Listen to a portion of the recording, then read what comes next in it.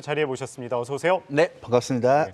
오늘은 좀 더 큰 그림에서 좀 살펴보도록 하겠습니다. 네. 지난주 발표된 고용지표, 또 새벽에 나온 서비스 PMI 발표로 이 연준의 이 긴축 우려 불거지면서 이 기술주 다시 조정 들어갔어요. 앞으로 시장 향방 어떻게 보십니까? 그 연준이 추가로 긴축을 많이 할 것 같으세요? 네. 저는 많이 못할 것 같습니다. 네. 왜냐하면 나타나고 있는 지표가 그렇게 추가적으로 크게 긴축을 할 정도의 그런 지표가 아닙니다. 그러니까 예. 긴축보다는 이제는 경기 침체에 더 신경을 써야 되는데요. 이것 때문에 이제 얘기를 많이 하는 거예요. 한번 제가 준비해 왔는데 도대체 어떤 일이 있었길래 미국 시장에서 연준이 추가 긴축을 또 강하게 할 것이다라는 얘기가 나왔는지를 한번 보자고요. 일단 비농업 고용인데요.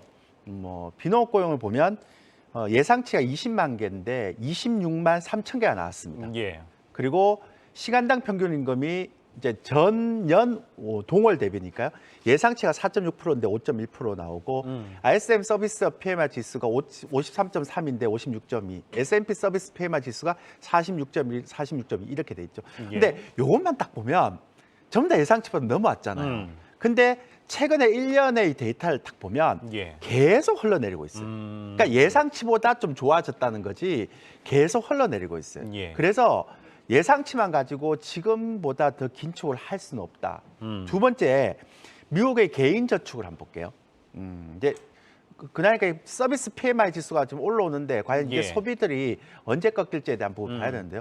2020년도에 팬데믹 때 저축률이 33%입니다. 그러네요. 지금 엄청 몇 높았네요. 2.2%. 지금은 2.2%. 그러니까 그 얘기는 뭐냐면 미국 국민들이 소비를 하긴 하는데 이제 소비를 할 수 있는 저축으로 해놓은 것도 다 쓰고 있다. 그러니까 이제 여기서 실업률이 높아지고 저기 시간당 평균 임금이 원래 시간당 평균 임금은요 한번 올라가면 잘 안 꺾여요. 그래서 이제 임금을 우리가 가격의 하방 경직성이 뛰어난 섹터 이렇게 얘기하잖아요. 근데 이 미국의 저축률을 보면 제가 볼 때 조만간에 아마 미국의 국민들이 아마 소비가 또 줄어들 수밖에 없을 거다.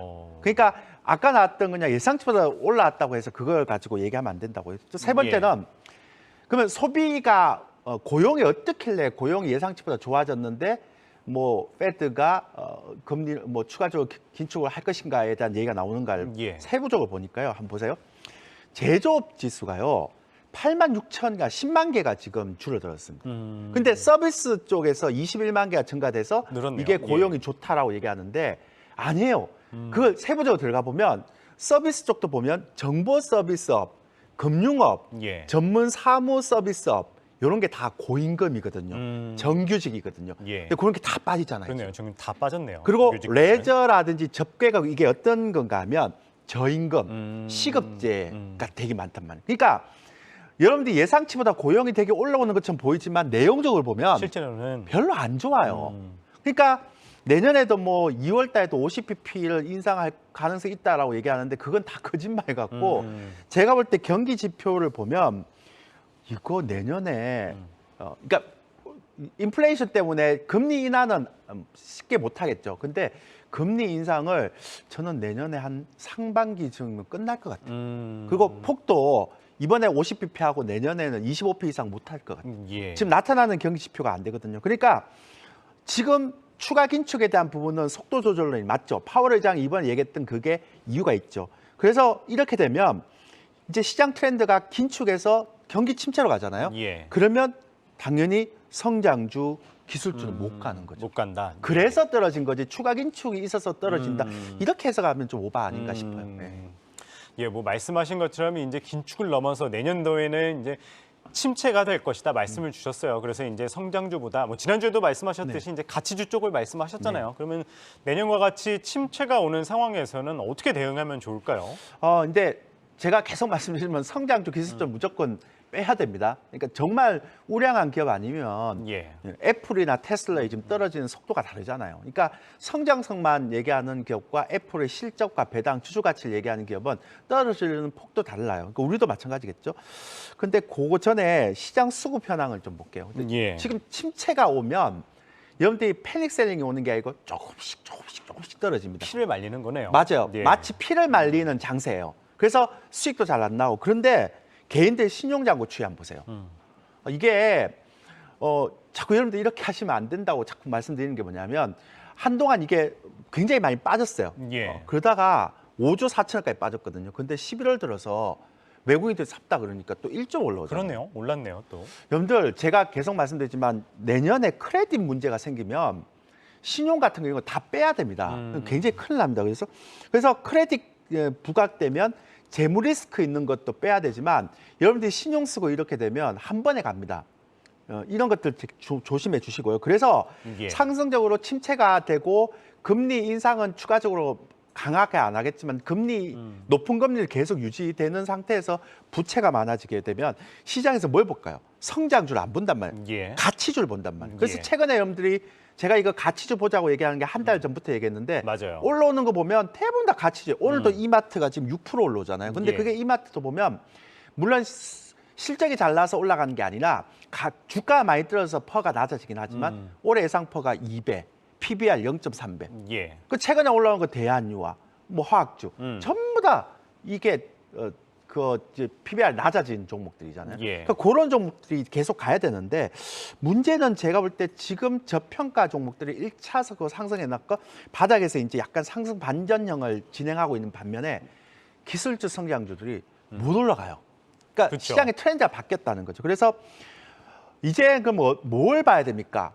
라고 생각할 때는 저는 저퍼주 중에서는 이제 남은 거는 지주사.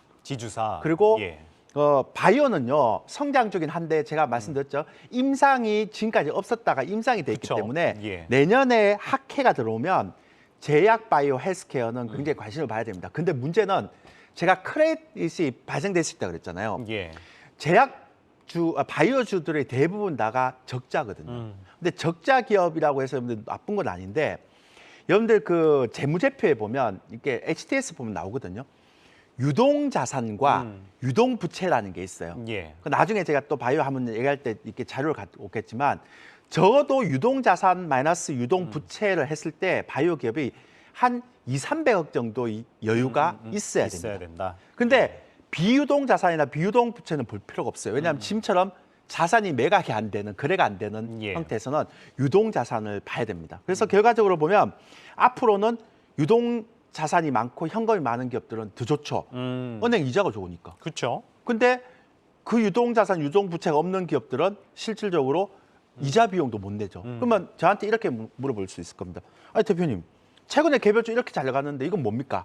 그쵸. 제가 볼 땐 기관들이 연말에 수익률을 맞추려고 대형주는 안 되잖아요. 예. 그러니까 이런 기관들이 샀던 이런 개별주들을 올려놓으면서 전체 펀드 수익률을 맞추려고 하는 것 같아요. 예. 근데 만약에 올해 12월 달 배당이 그러니까 배당날이 끝나버리면 더 이상 수익률 관리할 게 없죠. 그다음 내년에 크레딧 나올 수 있잖아요. 그래서 저는 개별주 매매하시는 분들은 제발 부탁인데 올해 말까지 마고 내년에는 웬만하면 개별주 중에서도 재무가 좀 예. 좋은 종목 위주로 갔으면 좋겠다 생각합니다. 예, 그러면은 대표님이 말씀하셨잖아요. 이제 경기 침체 오면 나스닥 같은 경우에는 이제 8천, 9천선까지는 내려갈 수 있다 말씀을 주셨어요. 네. 계속 의견 변함 없으신 거예요? 예, 저는 내년 1분기에는 나스닥이 한 8천, 9천까지 갈 수 있고요. 근데 우리 시장은 제가 볼 때 2,100선 안 깰 가능성이 큽니다. 그러니까 국내는요? 우리 예. 시장은 그냥 박스권으로 잡힐 것 같고 그다음에 나스닥은 8, 9천까지 내려갈 것 같고요. 그리고 내년 하반기 제가 9월, 10월까지는 한 2,600, 2,700 그 정도 생각하시면 될 겁니다. 근데 지금은 이제 성장률도 안 되고요.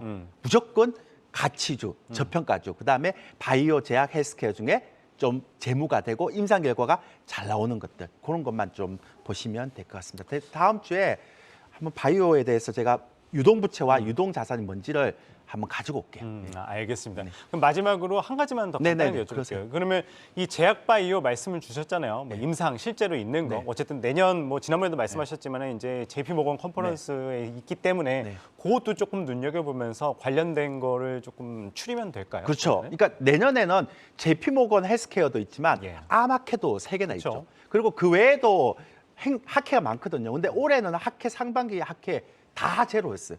임상이 없었으니까. 예. 근데 내년도에는 학회가 나올 때마다 임상 결과가 나오잖아요. 그래서 여러분들이 이렇게 바이오 제약 같은 경우는 올해 12월까지 눌러놓고 내년 1월부터 시작해서 예. 다시 조금씩 올라갔다가 막상 JP모건 헬스케어 컴퍼니 딱 나오면 그쵸. 고점이 되는 거예요. 그런 메커니즘이 예. 있어요. 그것만 생각하시면 됩니다.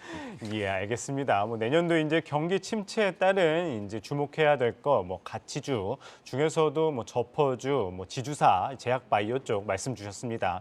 조일계 A1 리서치 대표 오늘 이야기 들어봤습니다. 말씀 고맙습니다.